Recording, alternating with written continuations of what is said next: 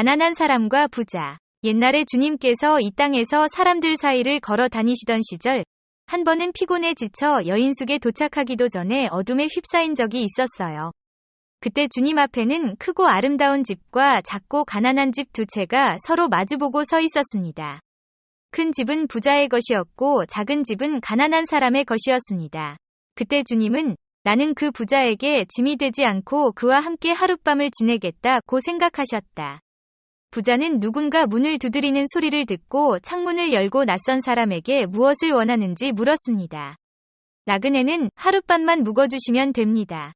라고 대답했습니다. 그러자 부자는 나그네를 머리부터 발끝까지 살펴보았는데 주님은 평상복을 입고 있었고 주머니에 돈이 많은 사람처럼 보이지 않았기 때문에 고개를 저으며 말하기를 아니, 나는 당신을 받아들일 수 없다. 내 방은 허브와 씨앗으로 가득 차 있다. 문을 두드리는 모든 사람을 모두 묵게 한다면 곧 구걸하러 갈지도 모른다. 다른 곳에 가서 묵게 해주십시오. 그리고는 창문을 닫고 주님을 그곳에 그대로 두었습니다. 그래서 주님은 부자에게 등을 돌리시고 작은 집으로 건너가 노크를 하셨습니다. 그 가난한 사람이 작은 문을 열고 나그네에게 들어오라고 하자 주님은 이렇게 말씀하셨습니다. 저와 함께 밤을 보내십시오. 이미 어두워졌습니다. 오늘 밤에는 더 이상 갈 수 없습니다. 그가 말했다. 주님은 기뻐하셨고 나그네는 안으로 들어갔다.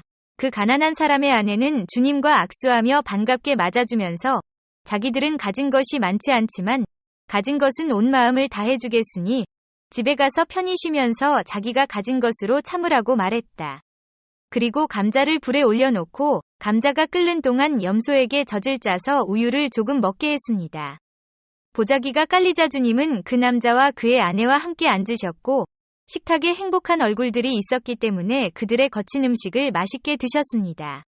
저녁을 먹고 잠자리에 들 시간이 되자 여자가 남편을 불러 말하기를 사랑하는 남편이여, 오늘 밤에는 지프로 침대를 만들어서 불쌍한 나그네가 우리 침대에서 자고 편히 쉴 수 있게 해주십시오.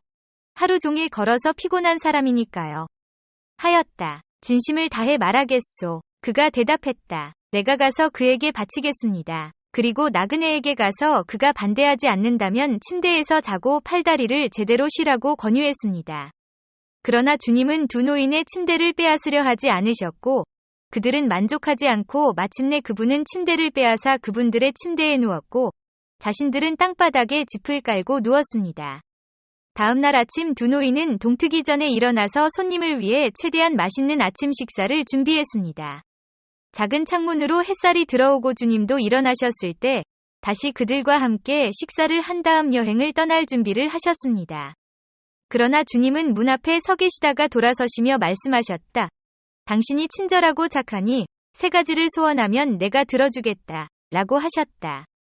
그러자 그 사람은 영원한 행복과 우리 둘이 사는 동안 건강하고 일용할 양식을 얻는 것 외에 무엇을 더 바랄 것이 있겠습니까? 세 번째 소원은 무엇을 구할지 모르겠습니다. 라고 말했습니다. 주님께서 그에게 말씀하시기를 이 낡은 집 대신 새 집을 구하겠느냐? 라고 하셨습니다. 아, 그렇습니다. 그것도 가질 수 있다면 매우 좋겠습니다. 그 사람이 말했습니다. 주님은 그 부자의 소원을 들어주셨고 낡은 집을 새 집으로 바꾸어 주셨으며 다시 축복을 주시고 가셨습니다. 부자가 일어나 창밖을 내다보니 길 건너편에 옛날 오두막이 있던 자리에 붉은 기와와 밝은 창문이 있는 깨끗하게 생긴 새 집이 보였습니다. 그는 매우 놀랐고 아내에게 전화를 걸어 말했습니다.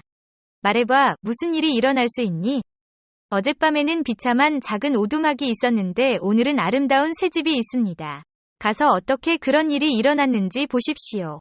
그래서 부인의 아내가 가서 가난한 사람에게 물었더니 그는 어제 저녁에 한 나그네가 이곳에 와서 하룻밤을 묵고 가자고 했는데 오늘 아침 그가 우리를 떠나면서 세 가지 소원, 즉 영원한 행복과 이 생에서의 건강과 일용할 양식, 그리고 이외에도 낡은 오두막 대신 아름다운 새 집을 마련해달라는 소원을 들어주었습니다. 라고 말했습니다.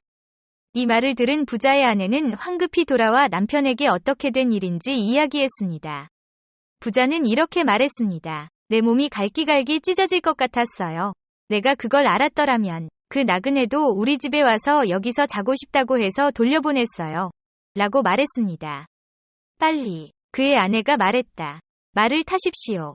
아직 그 남자를 따라잡을 수 있으니 3가지 소원을 들어달라고 빌어야 해요. 라고 말했다. 부자는 좋은 충고에 따라 말을 타고 질주하여 곧 주님 앞에 이르렀습니다. 주님은 그에게 부드럽고 유쾌하게 말씀하시며 자신을 직접 들여보내지 않은 것을 잘못 받아들이지 말아달라고 간청하셨다.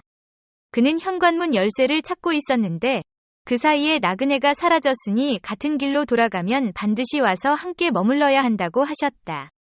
예, 주님께서 말씀하셨습니다. 다시 돌아오게 된다면 그렇게 하겠습니다.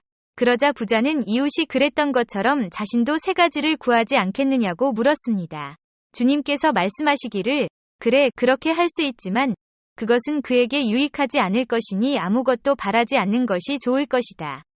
그러나 부자는 그것이 허락될 것이라는 것만 알면 행복을 더할 수 있는 것을 쉽게 구할 수 있다고 생각했습니다. 그래서 주님께서 그에게 말씀하시기를, 그러므로 집으로 돌아가라. 그러면 내게 3가지 소원이 이루어지리라. 하셨습니다. 부자는 이제 원하는 것을 얻었으므로 집으로 돌아가서 무엇을 소원해야 할지 생각하기 시작했습니다. 그렇게 생각하던 중 굴레가 떨어지고 말이 이리저리 흔들리기 시작하여 명상에 계속 방해를 받아 생각을 전혀 정리할 수 없었습니다. 그는 목을 두드리며 부드럽게 리사 라고 말했지만 말은 새로운 속임수를 시작했을 뿐입니다.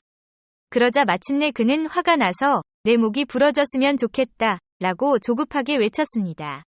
그가 그 말을 하자마자 말은 땅에 쓰러졌고 거기서 죽은 채로 다시는 움직이지 않았습니다.